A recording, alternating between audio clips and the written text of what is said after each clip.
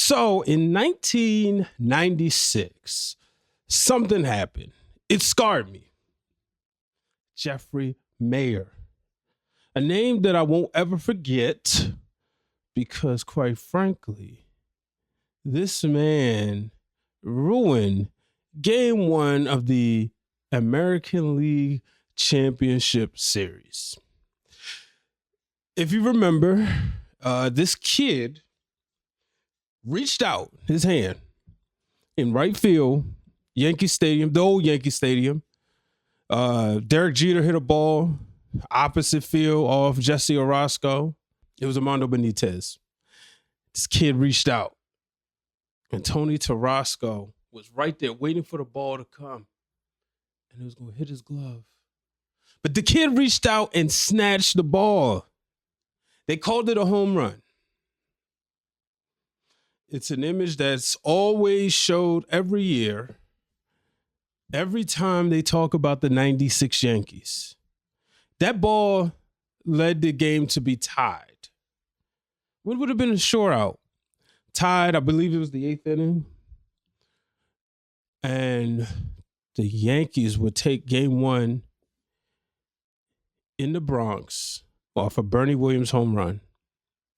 The Orioles would win Game 2, but they would go back to Baltimore with the series tied, and the Yankees would win the rest of the series. They was indeed the better team. They had the better pitching, but no doubt about it, it shifted the series. I bring that up because in Game 4 of the World Series, the Yankees down 3-0 to the Los Angeles Dodgers. And what do we have? Foul ball, hit the right field. Mookie Betts is going over. He's going over. Reaches up, grabs the ball. He catches it. Now, they say once it's in foul territory, right? The fans, I believe there's a rule like once it's over the wall, the fans have a right, whatever. But the ball was in Mookie's hands.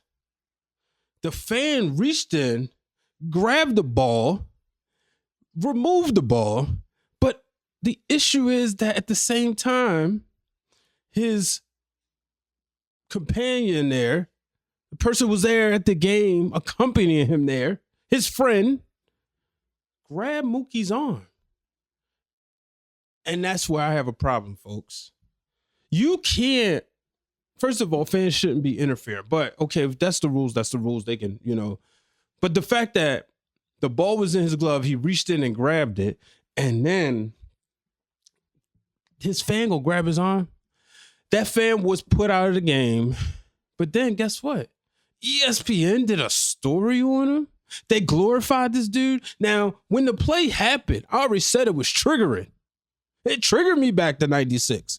But the fact that there was a story that they talked about this and they let that man tell his story. They let that man say, well, how did you feel? What was this all about? That's where I was triggered. Are you going to have a streaker write a story? I don't think so. That's against the rules. So this happened. I said, and it just sucks, man. Once again, Yankee Stadium, fans getting involved where they shouldn't be. You pay boatloads of money for those World Series tickets. And I believe this was the bottom of the first inning. He did get put out, and then they said the fan would be allowed to attend Game 2. But then they said Game 5, and they took it back. MLB asked the Yankees not to. But that's a part of the problem. He should be banned for life. No more games, because clearly, you can see, trying to rip the ball as if he's a part of the team. And then I see a quote, because I didn't watch the full show, but I see a clip where Rob Gronkowski, somebody who I've never been a fan of, had a nerve to say that, oh, it's okay. He just showed that he's willing to do for the team. That's the problem with sports today. Fans in their entitlement, not knowing how to stay in their lane. And You already have fans out there when players aren't playing well. They sending them messages and stuff. We have more access. You know, the Ravens, Eddie Jackson gave up the game-winning touchdown. He gave up some bad plays. You had people on his DMs, and he was, you know, they posted where he said, "You don't know ball, bro." And everybody said, "But we have a right. We have a right to criticize." Where did all this stuff come from? Y'all know I did an episode 2 years ago where I said I blame the debate shows. You know, everybody feels like, oh man, wait till I sit down and desk. I'm gonna call them out. What happened? And then all these behaviors, they trigger. And that's why we have what we have today. Ladies and gentlemen, coming up on Breaking Through Glass Ceilings, we got to talk about Shaq and Angel Reese. We're going to talk about Barack Obama making more podcast appearances and how Donald Trump continues to divide the country and so much more after these messages.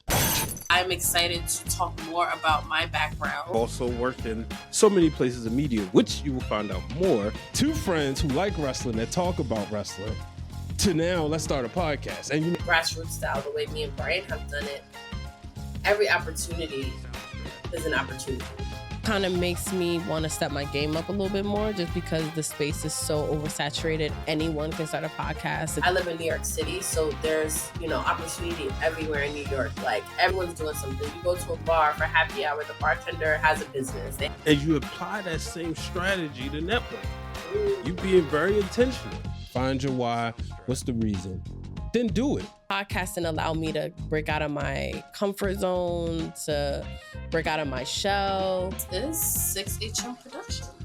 I just want to remind you that you can save 10% on your order with Symphony of Balloons, a luxury balloon company that also offers a 360 camera. Just simply mention you heard about them on Breaking Through Glass Ceilings. Hello, ladies and gentlemen. Welcome to this episode of Breaking Through Glass Ceilings. I'm your host, Brian H. Waters.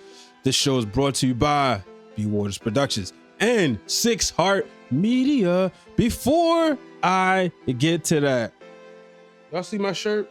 It says City versus Everybody. Now, if you're not from Baltimore City, you may not know, but then again, maybe you do know the significance of the City Poly game. Now, let's put one thing on the record. Let's clear this up right now. As a Baltimore City College grad, there's one thing we care about. That's beating Poly. All you fans from other schools and all you attendees, y'all continue to ride the coattails of Baltimore City College and, for all intents and purposes, Baltimore Polytechnic Institute, because there's no other high schools that's bringing the city together. There's no other high schools that's having two schools, one love. You know, when they have the tailgates, it's those two schools, and then all of a sudden you have people coming in their city, in their Merville gear, including the mayor, in their Northwestern gear. We don't care about y'all. And then people got a nerve to talk about saying, oh, the game is trash. Guess what? It's still tradition. That's all I'm gonna say about that. For the 12th year in a row, 13th game, Baltimore City College beats the Poly Parrots. I remember there was a time when we would always lose to Poly. Shoot, I still remember the score, 42-6. My senior year, it was horrible. But nonetheless, the City College Knights have done it. They've won again. Had to get that out the way. But speaking of Baltimoreans, Angel Reese, she hosted Shaquille O'Neal on her podcast, Unapologetically Angel. Now, folks, we all know Shaq is Shaq. Now, I saw a lot of commentary, rightfully so, people getting upset with his comments. He told Angel Reese that pretty much if she wore the shorts, which were very short, that she wore it wilding out and she dunked the basketball, people would pay attention and the ratings would go through the roof. And one of the things that's disturbing is I thought we kind of knocked that narrative. Like Gilbert Arenas said it years ago, and I thought we kind of checked that's not the case. My goodness sake, there was a lingerie football league those ratings were not through the roof. They would change it to Legends Football League, but those ratings were not through the roof. At the end of the day, it's all in marketing. If you market, this is, and that's another soapbox for a different day. But like I told people before, when I was at ESPN and you had Maya Moore kicking ass, there wasn't people out there in the big wig saying we need to showcase this and really showcase her the same way we did Ronda Rousey, the same way we did the Williams brothers. The Williams sisters, pardon my quartet. The same way you did with Nancy Kerrigan and Tonya Harding. It's all in marketing. And that's all they could have been doing. They starting to do it now. I don't think that's going to make people pay attention. And Shaq should be just ashamed of himself. But he keep if you listen to the conversation, she's holding her own. She doesn't come off as if she's disrespected by Shaquille O'Neal. She comes off like, this is my interpretation. Like, bro, you just don't get it. People don't respect women's sports. So what you're saying isn't going to work. They talked about a lot, including Shaq being single and him saying that, women are changing the rules and all the crazy stuff. But at the end of the day, we know Shaquille O'Neal's stuck in his ways. And that's the bottom line. I wouldn't get too upset at the dumb shit he say.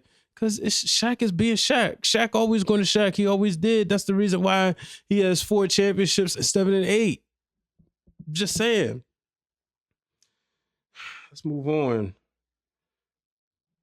Anthony Richardson, quarterback of the Indianapolis Colts. He told the truth. And he told the truth, and people criticized him for telling the truth. He said he was tired. His quote, I'm not going to lie, I was tired when he asked to come out of the game. That would lead him to being benched. It goes to show you something. People say they want the truth, but they can't handle it. Indianapolis Colts fans are mad with him for telling the truth. But in all actuality, if he would have said, I hurt my arm, maybe even if he would have said I had a mental block, no, they probably wouldn't have went for that either. But if he would have said he hurt a body part, they would have been more forgiving if he said that, even if it wasn't true, because one, they couldn't prove it, than him giving them the truth. I'm not going to get out here and do what everybody else is saying. Everybody say, oh, he's not mentally ready. He's not this, that, and the other. He's not hungry enough. How can you lead the franchise? He knows what position he plays. He'll get it together. I'm not going to criticize him for that. I'm criticizing the world for being upset that he told the truth. What more do you want? So when people claim they want the truth, be careful what you wish for, because you might not like it. Speaking of truth, now this is somebody, I don't know if he's telling the truth, but for his sake of his brand, it's better. That's Dwyane Wade. Dwyane Wade says, he love his statue. Talk about it's a different variation of him, an artistic version of him. Man, if I ain't never seen so many memes, it has overtaken the Jordan crying meme at this point. Y'all may have seen the statue, Dwyane Wade, who was honored by the Miami Heat, the greatest Miami Heat player in history. You can make an argument, maybe the greatest athlete in Miami. I feel like he's overtaken that from Dan Marino. But I ain't gonna lie. Nah, that statue ain't for me, brother. It's just not, by all means, hey, whatever floats your boat. But it just didn't look good. But, maybe it was because of the facial expression that they chose. He said he went 4 times. He said that Kobe, his statue was designed next to Kobe's. And I know people complain sort of about Kobe's statue, and then they complained about the pose. And I believe there was a quote where Vanessa said, no, Kobe approved it. So if anybody got a problem, there it is. So I don't know, man. Like I said, it ain't for me. But we'll be back after these messages. I want to invite you to check out my mother's book, The Tears Behind My Smile. This book is a tribute to my uncle, but it's about not only celebrating his life, but it's also a reminder of how family and true love can endure even in the face of life's greatest challenges. So make sure you check out this book. You can find it on Amazon. The link is in the bio. The Tears Behind My Smile by Robin Waters. Welcome back to Where WWE Meets Pop Culture, and it is me, Queen PR. We get into all of this past week's wrestling and pop culture news, all the top rope tea. Thank you for blessing us with these photos of you this dress, honey boo, phew, with the hot emoji. I can say, she said hi, I said hi, and I was like, oh my God, that engagement was crazy, and it was just such an easy opening, and she was like, right? So she also wore a Fashion Nova dress, but the way it hugged her, I'm like, yes, queen, with some Steve Madden heels. Shout out to my millennials if y'all know about the Steve Madden. Deep purple. And these are one of those occasions where like the whole look works, because even I feel like the beard even goes with the look. Like, it seems random at first, but then it kind of makes all the sense in the world. And I wouldn't be surprised if this is not the first time this happened.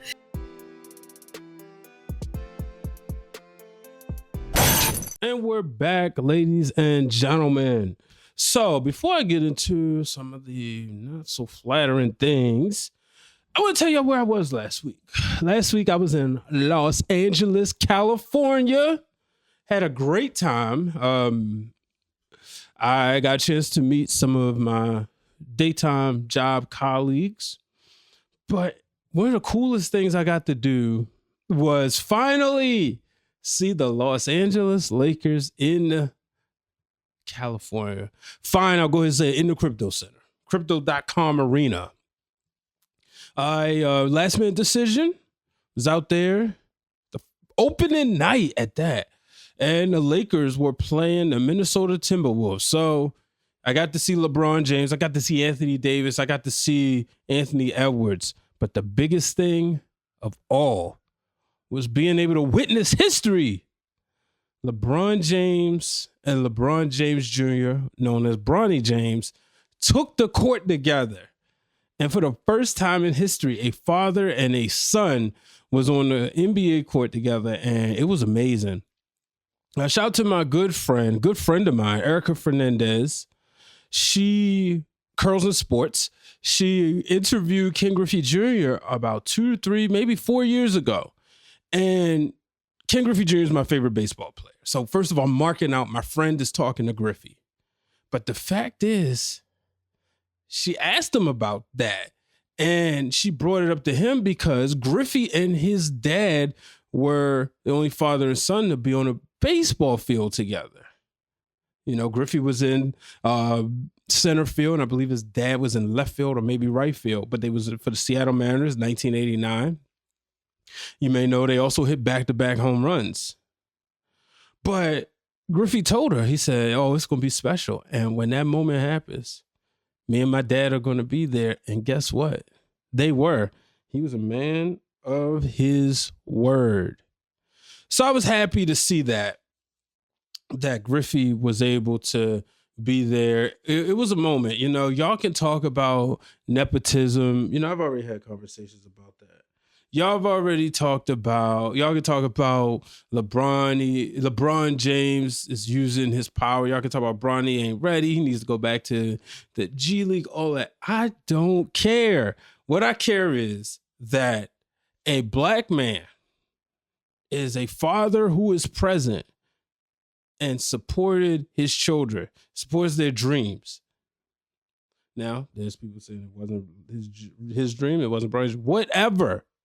What I care about is a black man and a black father doing a positive thing. So congratulations to LeBron James. Congratulations to Bronny James. And we made this perfect. It was on Zori, LeBron and Savannah's daughter's birthday. And Bryce was in the building. So everybody was there. Now, like I said, I've been very clear. See, LeVar Ball said all his boys going to the NBA. I want to see LeBron James play in the NBA with both of his sons. I know people said it's not going to happen. Even Bryce said no, it's not going to happen. But have y'all watched Starting Five? LeBron James' routine, he got a lot left in the tank. And guess what? He's still a top 10 player. So he can go the distance if he chooses. I think he can do it. Let me know. Y'all think it's going to happen? I would love to see it happen. Even if they're not all on the same team. The three of them on the same court, amazing. Amazing. Boy. So P. Diddy's sons and Ray J allegedly were fighting. I didn't see the report. I just saw the headline. But I think it's crazy that Diddy's sons fighting Ray J. Look, I know you love your dad. They doing everything they can. They trying to support him. But what I thought was ironic that it was Chris Brown who broke it up. Not so much of the stuff that just happened with Chris Brown and Rihanna. We know about that. But it always seems like Chris Brown is like the clapback king. When somebody say something out of the way, he ready all the time. But he broke this up.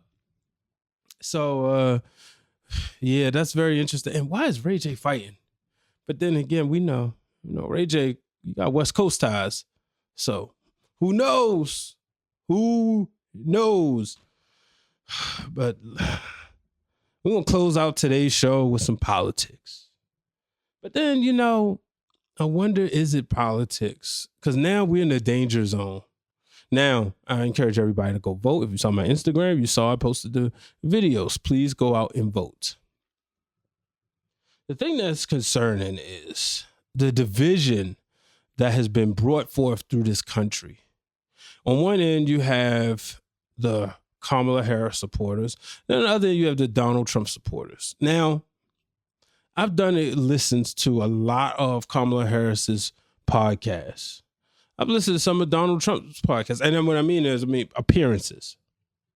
Listened to even Barack Obama, which I thought was very interesting. We got politicians, presidential candidates doing podcast interviews, stuff we didn't see before. But what's very scary is that it seems as if the Trump supporters are coming out in full force and they're not holding back. No racism, no division. I mean, you can appreciate sometimes when you know exactly where the devil is coming from, but it's also dangerous because it's giving people ammunition. And, it used to be a point in time, believe it or not, where if somebody said they was a Republican and somebody said they was a Democrat, you could listen, you could hear their views, what they believe, and you move on, you shake hands. It's not that way so much anymore. Yeah, you have some of the Republicans who are supporting Trump that's like, well, I like the policies, which means basically the way I interpret it is I more care about my money, forget the public health or the public interest. Forget him wanting to strip women's rights away. Forget all that. I just want to concern about my money. That's where the problem is. And the biggest problem is that he was reelected. Nominated. Like, y'all renominated this guy to be president of the United States. Like, the Republicans didn't have anybody. The guy who so insulted the party years ago. So I would just run because they would be dumb enough to vote for me and put me in office. But somehow he's got everybody brainwashed. And that's the reason why it used to be, okay, they're a Trump supporter, but they cool. It's not cool anymore. I mean, even if you say, nah, I don't support neither, or I'm independent, whatever. But to really support somebody who has these views really lets me know where you stand. That's the reason why I have cleaned up my social media timelines. Because I don't need that negativity. You got the idiot in Hulk Hogan, Terry Bollea, sitting up there talking the same mess, trying to rip his shirt off. He couldn't. Just absolutely embarrassing. Just like when he said, body slam or drop kick or leg drop Kamala Harris. That's the problem, folks. That is the problem. Because it's still a man inciting violence on a woman, joke or not joke. That's not cool. That's never cool. So sitting back looking at all this, man, it's ridiculous. It's embarrassing. And I just pray that we get the right result next week, because I don't want to see so much hatred in this world. And that's been a problem. It's been so much hatred. And I don't like it.